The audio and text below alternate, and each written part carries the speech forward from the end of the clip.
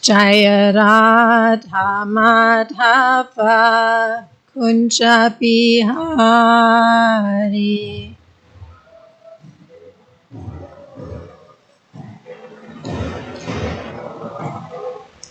Gopi Jana Vallabha Girivaradari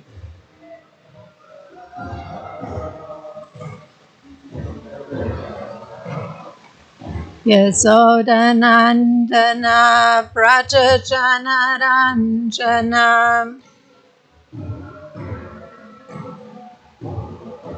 Yamunatira Vanachari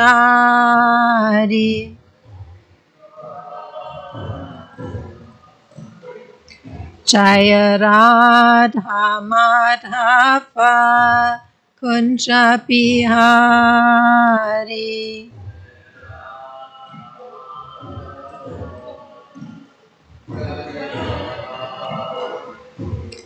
Yasodanandana Braja Janaranjana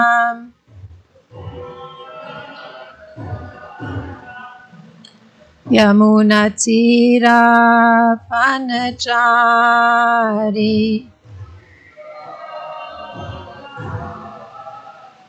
Jaya Radha Madhava Kunja Bihari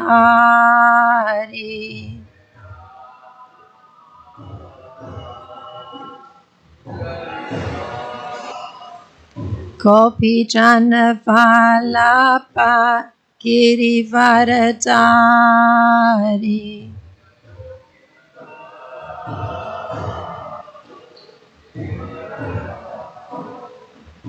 Yasodanandana Braja Janaranjana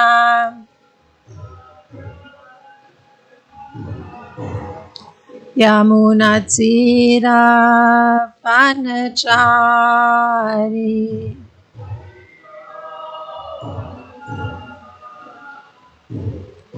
Hare Krishna, Krishna Krishna, Hare Hare, Hare Rama, Rama Rama, Hare Hare.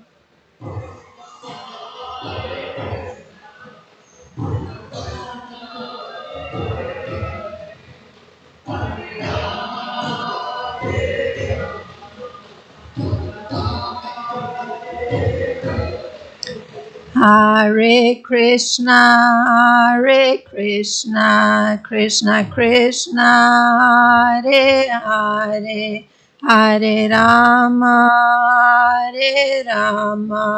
Rama Rama, Hare Hare.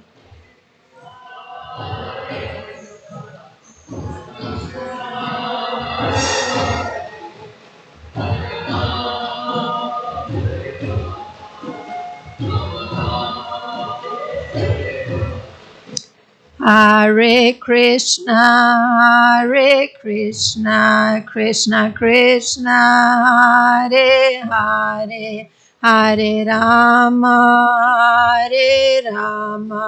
Rama Rama, Hare Hare.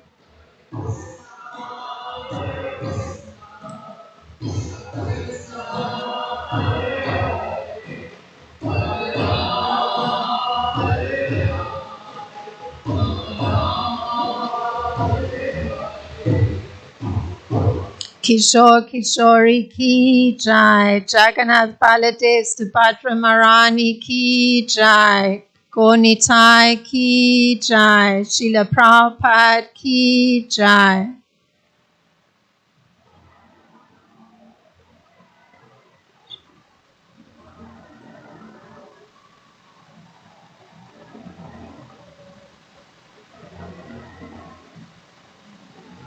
Om Namo Bhagavate Vasudevaya.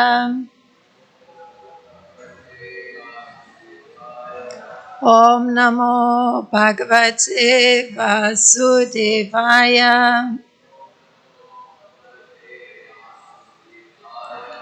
Om Namo Bhagavate Vasudevaya.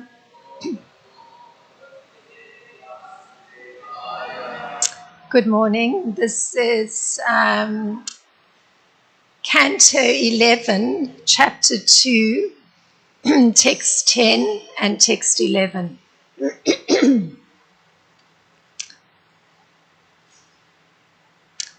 So we'll be chanting Text 10 together. Shila Shuko Vacha Rajan Nivam Krita Prashno Vasudevena Dimata Pritastam Ahadevashi Hare Samsmarito Gunai Shri Shuko Vacha Rajan Evam Krita Prashno Vasudevena Dimata Pritastam Ahadevashil Hare Samsmarito Gunai Shri Shuko Vacha Rajame Vankrita Prashno Vasudavena Dimata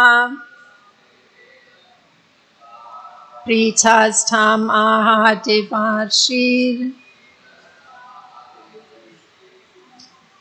Hare Samsmarito Gunai. Please chant. Shri Shuko Vacha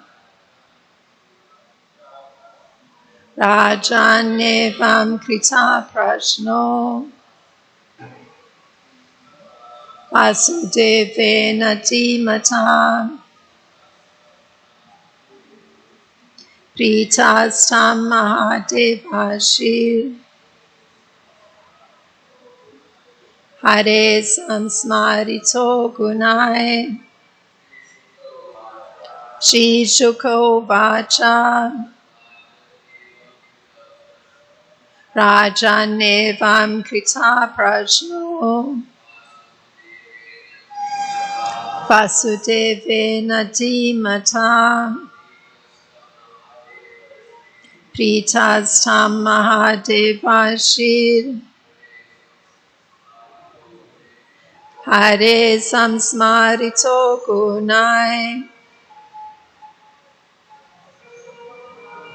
Shri Shuko Vacha Rajanevam Krita Prashno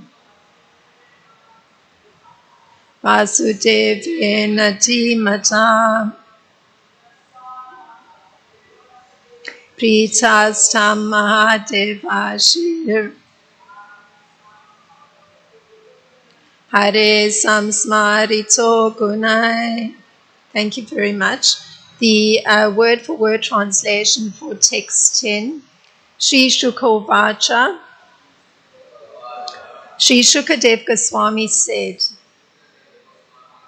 Rajan, O king, evam, thus, Krita Prashna, questioned, Vasudevena, by Vasudev, Dimata, the intelligent, Prita, pleased, Tam, to him, Aha, spoke, Devarishi, the sage among the demigods, Hare, of Lord Hari, Samsmarita, made to remember, Gunai, by the qualities. So the translation, this is a BBT translation. Sukadev Goswami said, O king, Devarshi Narada was pleased by the questions of the highly intelligent Vasudev because they suggested the transcendental qualities of the Supreme Personality of Godhead. They reminded Narada of Lord Krishna. Thus, Narada replied to Vasudev as follows, and here's text 11. Shri Narada Uvacha Samyag Etad Vyavasitam Bhavata Satvata Sarva Yat Prichase Bhagavatan Dharmam Sivam Vishva Bhavanan. And the translation for text 11. Shri Narada said, O best of the Sattvatas, you have quite correctly asked about the eternal duty of the living entity towards the Supreme Lord. Such devotional service to the Lord is so potent that its performance can purify the entire universe. And the BBT purport, Disciples of Srila Prabhupada. A similar statement was made by Sri Sukadev Goswami in the first verse of the second canto, when he congratulated Parikshit Maharaj for asking about Krishna. Vanyan esha te prashna krito lokanitam nirpa atmavit samata pumsam shotavyadishu ya para. My dear king, your question is glorious because it is very beneficial to all kinds of people. The answer to this question is the prime subject matter for hearing, and it is approved by all transcendentalists. Similarly, Srila Sutta Goswami congratulated the inquiring sages of Namisharanya in the following words: Munaya sadhu prishtoham bhavadbir loka mangalam yatkrita Krishna samprajno Genatma suprasidati. O sages, I have been justly questioned by you. Your questions are worthy because they relate to Lord Krishna and so are of relevance to the world's welfare. Only questions of this sort are capable of completely satisfying the self. That's Bhagvatam 125. Narada will now answer Vasudev's inquiry about the process of devotional service. Later, at the end of that conversation, he will reply to Vasudev's comments about Vasudev's own faulty intentions.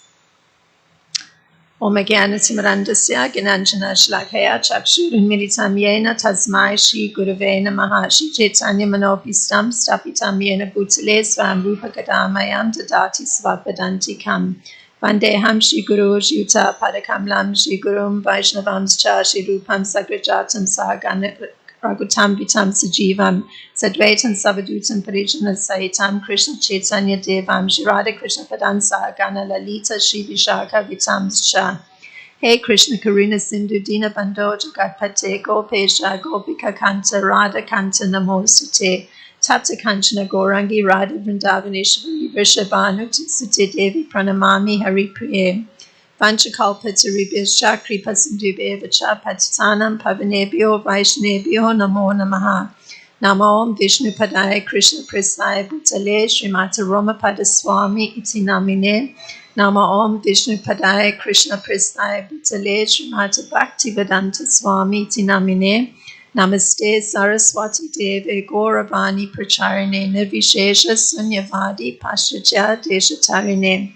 Jai Shri Krishna Chaitanya Prabhu Nityananda Shri Advaita Gadadhar Shri Vasadi Gaura Bhakta Vrinda. Hare Krishna Krishna Krishna Hare Hare Hare Rama Rama Rama Hare Hare. So good morning. Had a little abatement of the noise, so slight improvement. So the class will have the voice and the accompanying sound of the sanitation truck. So So as in the BBT purport, Srila Vishwanath Chakravarti Thakur, because I'm going to look at his commentary, it's very brief, and Srila Jiva Goswami's commentary is very brief. So looking at the first verse, text 10, and I'll read it once again so that we can just refresh our memory.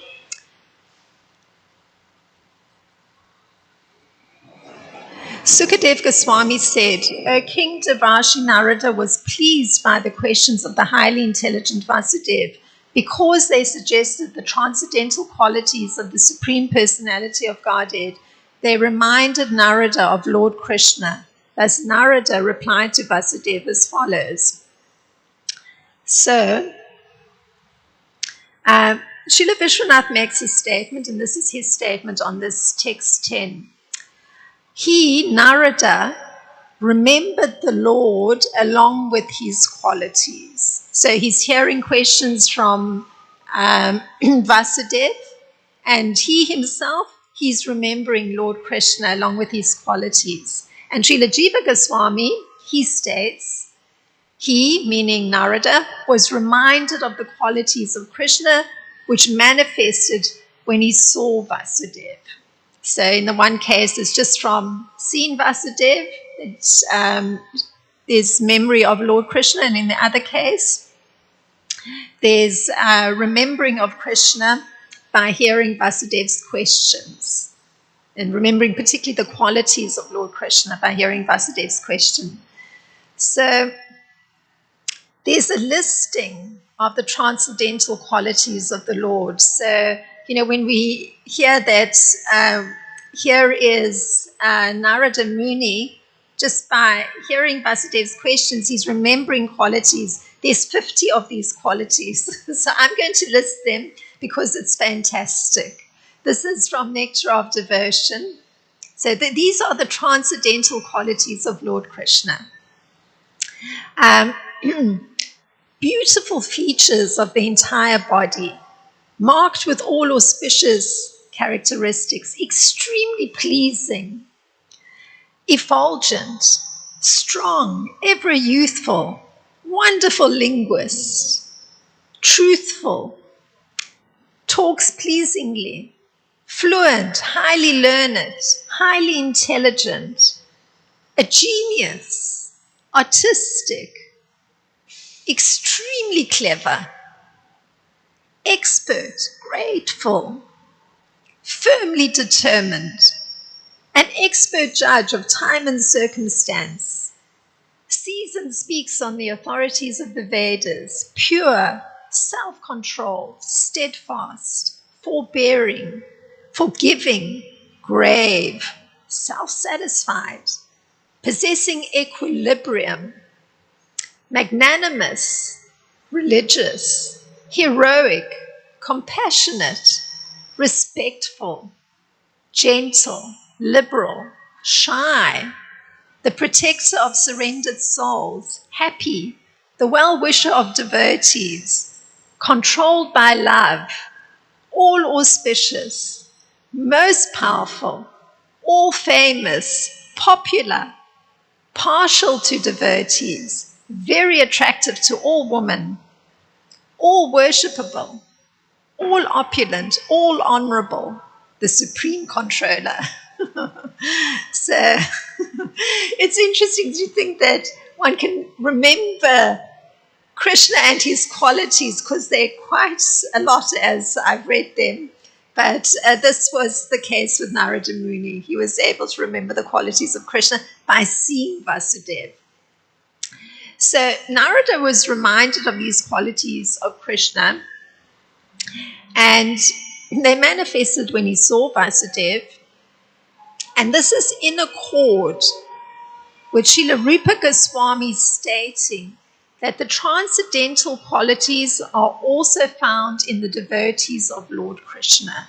So one can see a devotee and be reminded of Krishna and the qualities of Krishna because of the fact that the qualities of Krishna are also present in the devotee. So Srila Rupa Goswami, so this is from the summary study of Nectar of Devotion, he makes a distinction between two groups of persons. those who are cultivating devotional service to enter into the transcendental kingdom, and those who are already in the perfectional stage of devotional service. So there's two categories.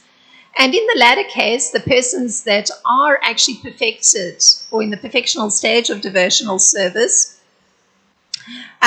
this would be somebody like Vasudev. He falls into that category. And the devotee, that kind of devotee who's in the perfectional stage of devotional service, is never tired of executing devotional service. Like in the other category, there may be moments of, I'm going to take a little break, but not so with those that are in the perfectional stage. They're never tired of executing devotional service. And they're actually always engaged in Krishna consciousness. So that's where the intelligence, the mind, the senses, everything is directed towards Krishna. And internally, there's this constant relish of transcendental mellows in relationship with Lord Krishna. So mention is made by Srila Sukadev Goswami that Narada was pleased by the questions, and this is how he put it, of the highly intelligent Vasudev. Notice that was, I'm going to go back to the text 11, because this is how Narada is responding to Vasudev. He said, "O best of the Sattvatas, you have quite correctly asked about the eternal duty of the living entity towards the Supreme Lord. Such devotional service to the Lord is so potent that its performance can purify the whole universe." So,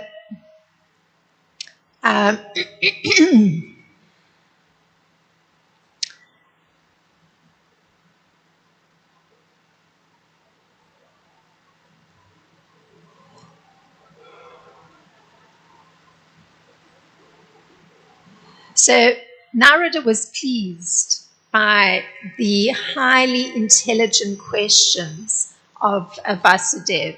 So this draws attention to one of those transcendental qualities that are present in both in the devotee, and naturally one understands in Krishna, and that's the sort of overlap that's there. And in this particular case, what Narada was seeing in Vasudev was high intelligence.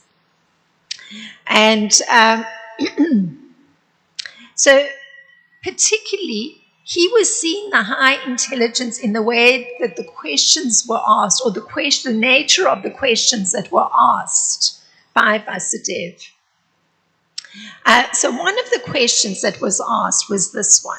This is Vasudev. And within this question, Narada is seeing the high intelligence of Vasudev. This is what Vasudev said. So he's addressing Narada. "My dear Lord, you are always true to your vow.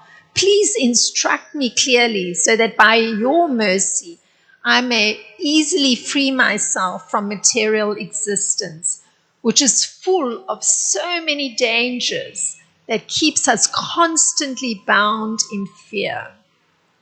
So that was the question that was raised by Vasudev that allows for Narada to understand this high intelligence of Vasudev. So the reason this is so is that the question fulfills an important criterion for one who has come to the perfectional stage of devotional service. He's basically bowing down to the exalted devotee. Please show me your mercy, please instruct me.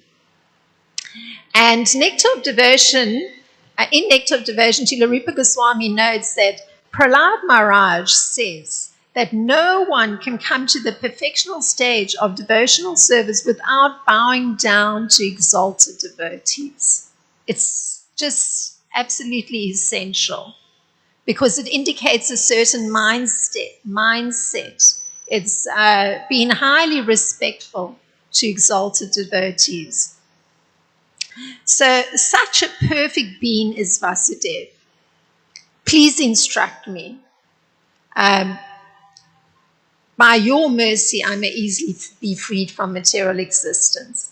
So such an inquiry from a bona fide spiritual master, which was the case of Narada, it's a bona fide spiritual master, is also having Vasudev displaying the quality of having knowledge.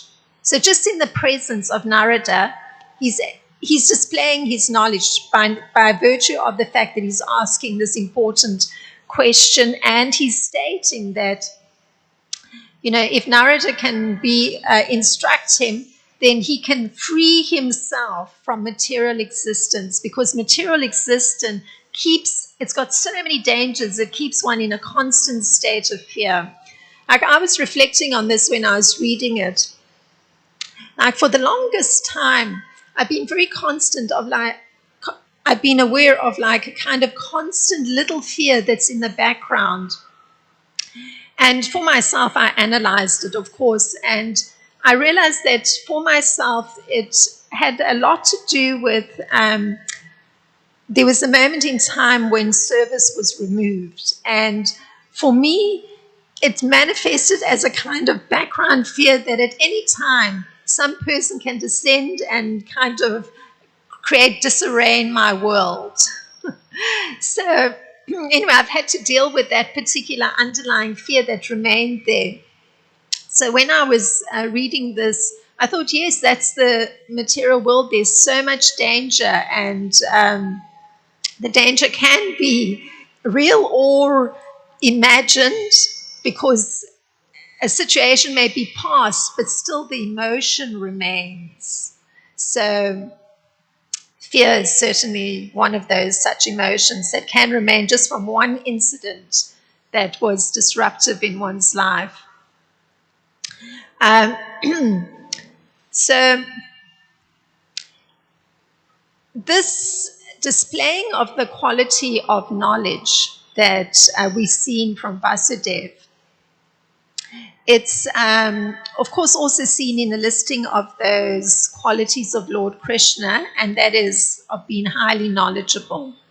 And there's a listing that Lord Krishna himself gives, and this is from Bhagavad Gita 13:8 through 12, where he lists some of the qualities that are items of knowledge. So how you recognize knowledge, and where there's humility, where there's pridelessness, where there's non-violence, where there's tolerance, where there's simplicity, and approaching a bona fide spiritual master. That's actually a sign of knowledge. So one is carrying knowledge, just visible by the fact that one's approaching a spiritual master, and that one has a pridelessness, which you see in Vasudev. Please instruct me. Pridelessness and a humility too. It requires your mercy for me to be able to free myself from this material world with all these dangers. So that's Krishna giving that listing of how you would recognize the presence of knowledge, that a person is carrying these kind of qualities through their behavior. So this quality of being respectful is also there in the question that Vasudev had asked of Narada. O Brahmana, this was the second question he asked. Although I am satisfied simply by seeing you, I still wish to inquire about those duties which give pleasure to the Supreme Personality of Godhead. Any mortal who faithfully hears about them is freed from all kinds of fear. So see the high intelligence. He's shown this quality of being very respectful. I could be perfectly happy just by seeing you, but I wish to inquire about the duties to the Supreme Personality of Godhead, which will allow everyone who hears your response to become free from fear. So Vasudev shows the quality of speaking from the Vedas. This is another way one recognizes that somebody is carrying high intelligence, carrying knowledge. The person is speaking from the Vedas. And the quality that definitely comes across with Vasudev is his being highly intelligent. And this can be understood because in Bhagavad Gita 13.8, there's listing of the items of knowledge, so how you would recognize somebody having knowledge. Krishna lists another item of knowledge, accepting the importance of self-realization and the philosophical search for the absolute truth. So Vasudev, he asks, how one understands that he's accepted the importance of self-realization. He asks about freeing himself from material existence. So it's not a regular thing. One may approach people, speak to them, but it's very seldom that a person will say to one, I'm very fearful and I'm understanding that there's so much dangers in this world. What would be a means to become free from this fear? You do not get a regular person asking that. So Srila Prabhupada explains what knowledge is. That is this process of self-realization. So here, Srila Prabhupada giving, you could say, a kind of definition and an explanation of what this process of self-realization is. So here's Srila Prabhupada, beginning with humility, up to the point of realizing the absolute truth, the Supreme Personality of Godhead. This process is just like a staircase, beginning from the ground floor and going up to the top floor. Now, on this staircase, there are so many people who have come to the first floor, the second, or the third floor.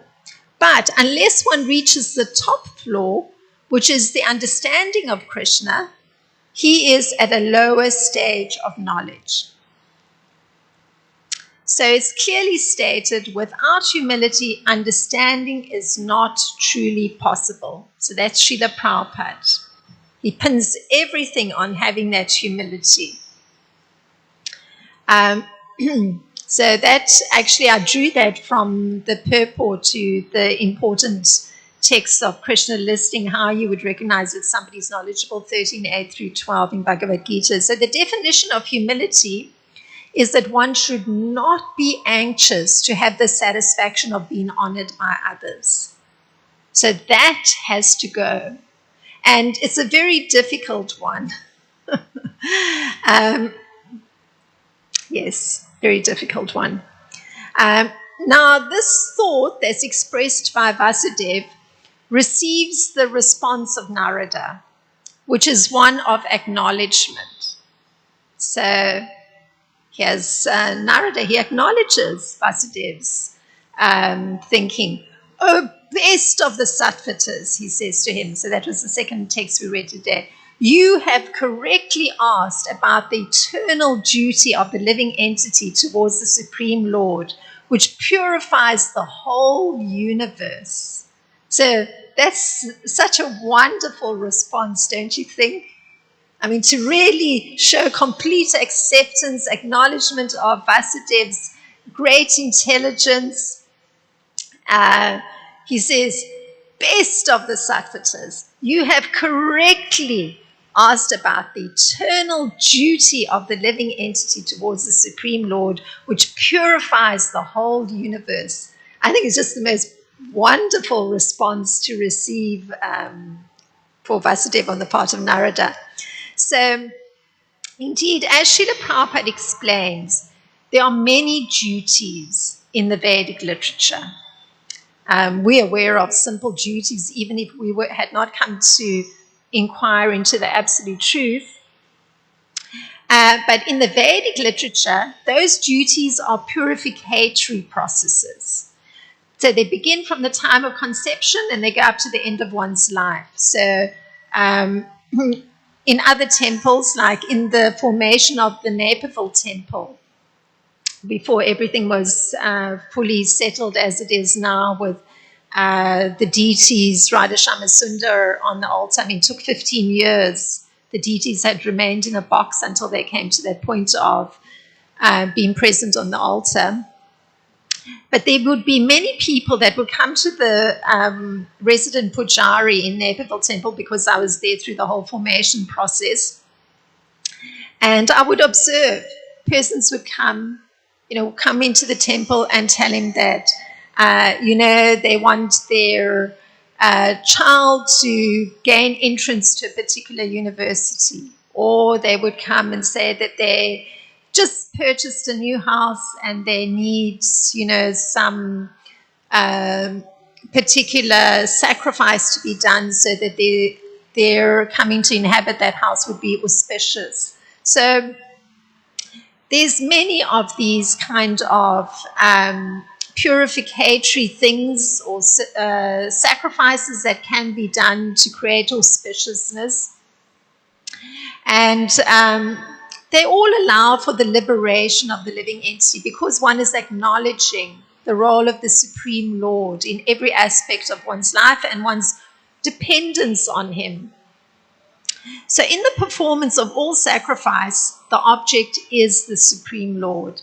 And Krishna states it this way: the goal of devotional service is the absolute truth, which is indicated by the word Sat. So in every sacrifice, there has to be the word Sat. So the performer of the sacrifice is also referred to as Sat. So that's from Bhagavad Gita 17:26, Lord Krishna's words. So that the Supreme Lord is the object of devotional service is explained. So Bhagavad Gita 8:22, the Supreme Personality of Godhead, who is greater than all, is attainable by unalloyed devotion. Although he is present in his abode, he's all-pervading and everything is situated within him. So he's attainable. There's the statement. But it requires unalloyed devotion, having one's mind completely fixed on the Supreme Lord. And that particular text is Purushaha Paran Parta Bhaktya Labhyastanyanya Yasyantas Tambhutani Yena Sarvam Idam Tatam. So he's attainable by unalloyed devotion. And he's all-pervading, and everything is situated within him. So by his material energy, he pervades the material world. And in his abode, everything is spiritual bliss. Ananda, Chinmaya Ras is the term that's usually used to describe the energy of the Supreme Lord and everything being in a state of spiritual bliss in his abode. And everything is sustained within him, either by his material or his spiritual energy. So he's all-pervading by these two energies, both the material and the spiritual world. It's his energy that's pervading everything. So this statement by Narada in response to Vasudeva echoes that of Suta's response, the statement, "Oh, best of the Sattvatas, you've asked the greatest question that benefits everyone." So it also echoes Suta's response to the questions posed by the sages, and this was mentioned in the BBT purport and comes from Srimad Bhagvatam 127. And this was that statement that Suta Goswami is also acknowledging the wonderful question raised by the sages at Naimisharanya. And this is how he puts it. By rendering devotional service unto the Supreme Personality of Godhead, Sri Krishna, one immediately acquires causeless knowledge and detachment from the world. So that was Srila Suta's praising of the question raised by the sages of Naimisharanya. Now one begins to see that connection between Narada's referring to the correctness of Vasudeva's inquiry on the eternal duty of the living being towards the Supreme Lord. You can see the connection. And as Srila Prabhupada explains, the spiritual process leads to perfect knowledge of everything, material and spiritual. And the result of such knowledge is that one becomes detached from material matters and becomes attached to spiritual activities. So that's actually what knowledge is. So with the application of positive service to the positive form, one becomes detached from inferior things and becomes attached to superior things. So this is the purification that's referred to by Narada. And Srila Prabhupada gives an explanation of the bhakti cult, as he puts it, being the supreme occupation of the living being, that it leads him out of material sense enjoyment. So that's why it's a supreme occupation. It's allowing one to discard something very inferior, material sense enjoyment. So one's going towards the superior. So he's not a fool, this is Srila Prabhupada, nor is he engaged in the inferior energies, nor does he have material values. This is not possible by dry reasoning.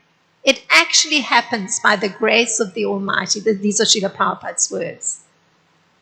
In conclusion, a pure devotee has all other good qualities, namely knowledge and detachment. So there's, in Srila Prabhupada's words, it's kind of like a breakdown which helps you understand how it is that Vasudeva has this knowledge that he's carrying that's visible through his intelligent asking of two questions to Narada Muni. And that is that he's engaged in the superior service to the Supreme Lord. He's discarded anything inferior. He doesn't hold material values. So, bhakti is the superior occupation of the living being. So that's the breakdown of the two verses for today. If there's some question that's arisen, some reflection, something that expands the discussion, please feel free.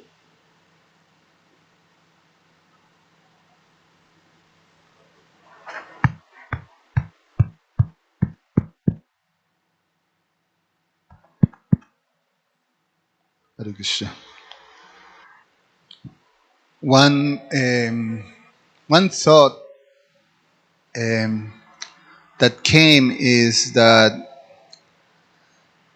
you know, the having, when the expression of the high intelligence when asking a question have to do with the qualities that Vasudeva is manifesting, that have to do with the qualities of knowledge.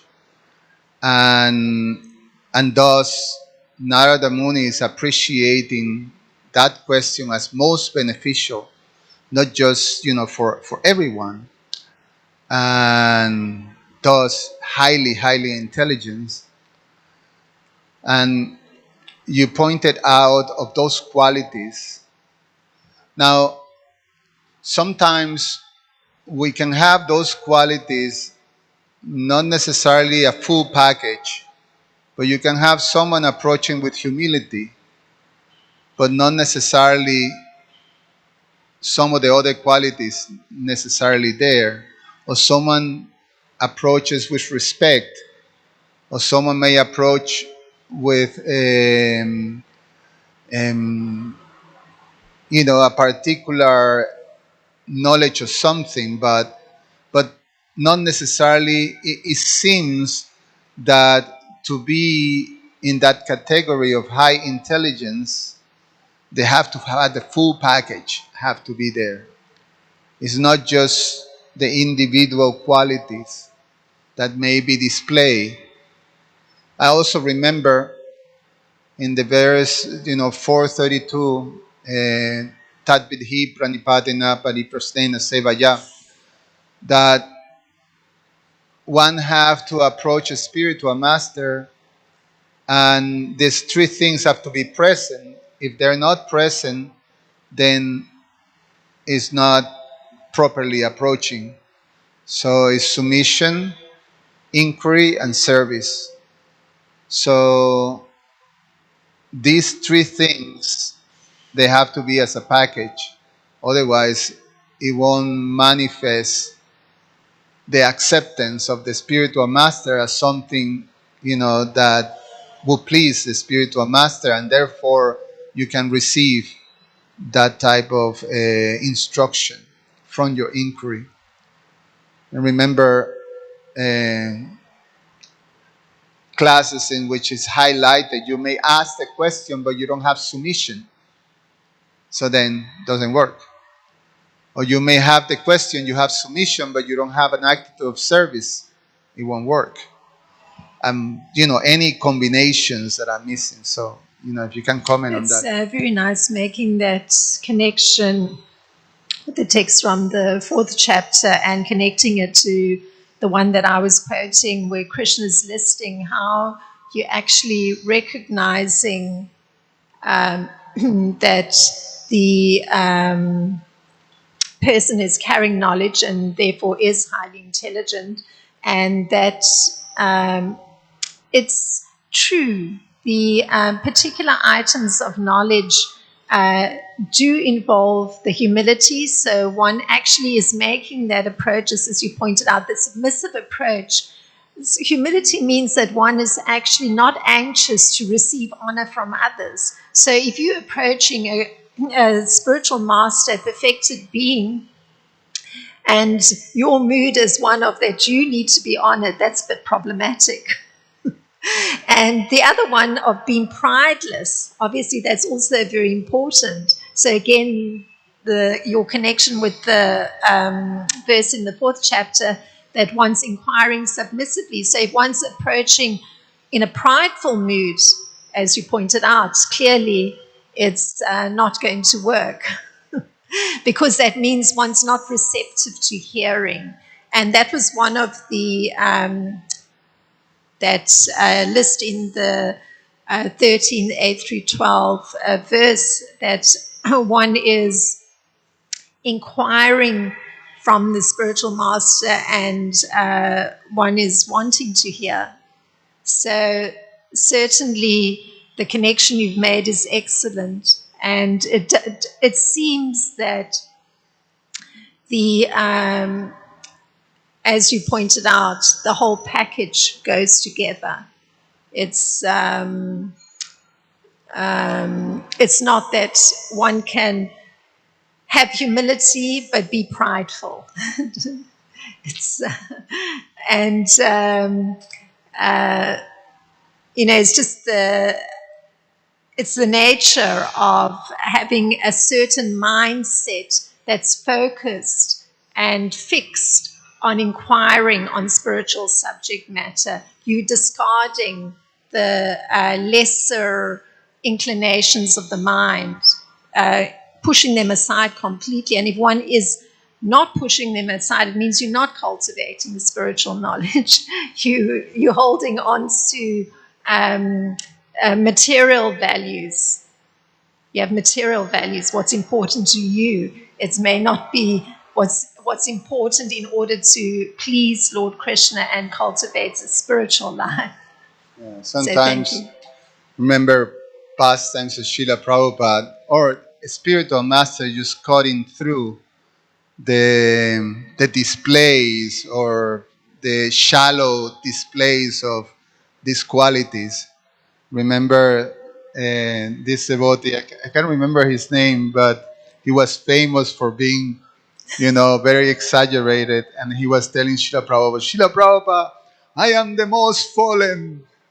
And then Prabhupada say, you're not the most of anything. So, this grandiose sort of displays of humility or pridelessness, of these qualities. So the spiritual master, I see my spiritual master sometimes not paying attention to someone that comes with, all this. So you cut through, they cut through that type of display. So one have to, there's always the focus on intention, that the intention have to be appropriate. So one have to truly approach with those qualities in mind and with respect.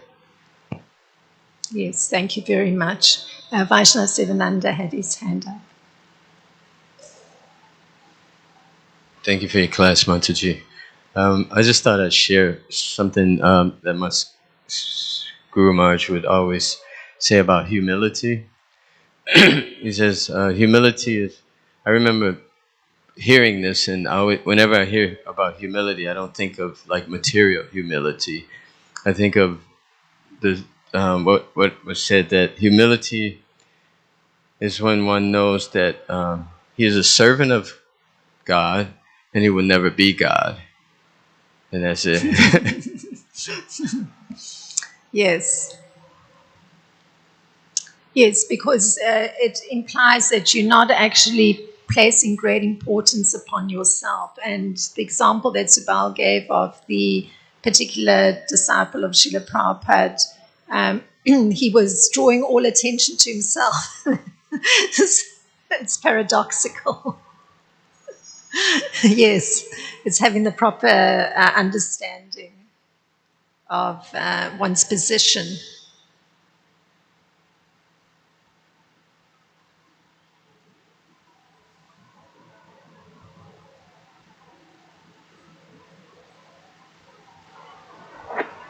I had a question. So Krishna says that one who does good, no evil befalls him. So then why? You have to speak closer to the microphone because you're a little distant. Well, it's written in Bhagavad Gita that no evil befalls a person who does good. So then, if the Brahmins cursed,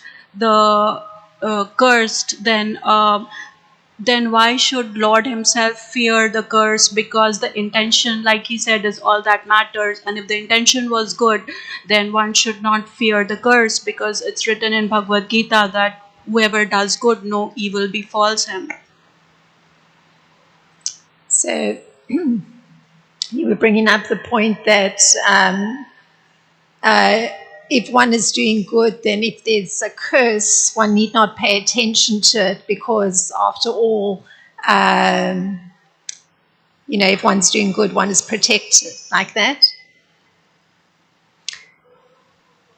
Like if the intention is good and if a person is right, then because it's written in Bhagavad Gita that nothing evil befalls a person who does good.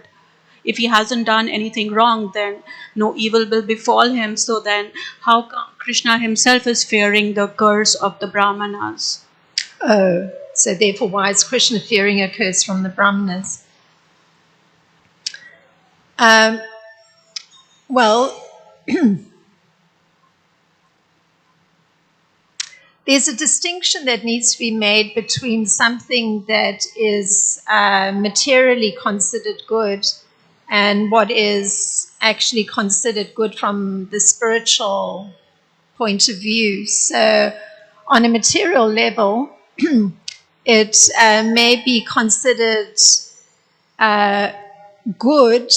Something may be considered good if one is kind to another human being, if one shows concern for another human being, if one is generous, giving. And then from the spiritual point of view, good may be quite different. Good may be that one is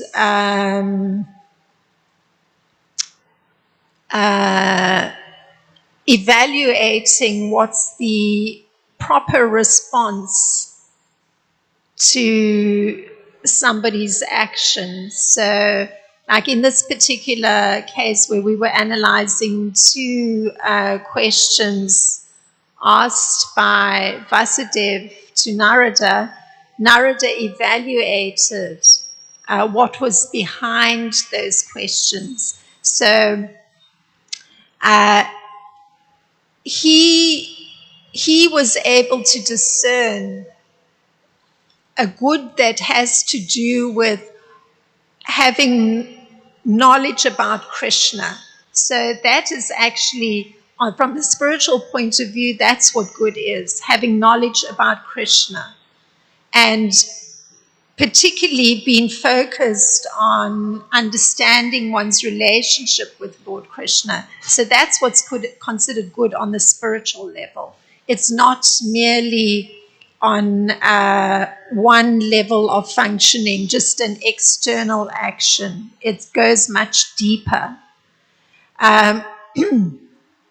So Krishna has great regard for the Brahmanas, because their whole focus is on performing all their actions in relation to him or to please him. So that is not a material good, it's a spiritual good. So Vasudev showed that kind of spiritual good, so to speak, because he asked a question to free himself from the material, you could even say good. Rather, he wanted a Narada to give him instruction to allow himself to free himself from the material, whatever. And it can be the material good too, because you don't want to merely hold a material value of something. You actually want it to be a spiritual value. So the spiritual value is not the same as the material value, and the material good is not the same as the spiritual good. So that's a response. So thank you. Thank you, everybody, for your very kind attention. Srila Prabhupada ki jai. Srimad Bhagvatam ki jai.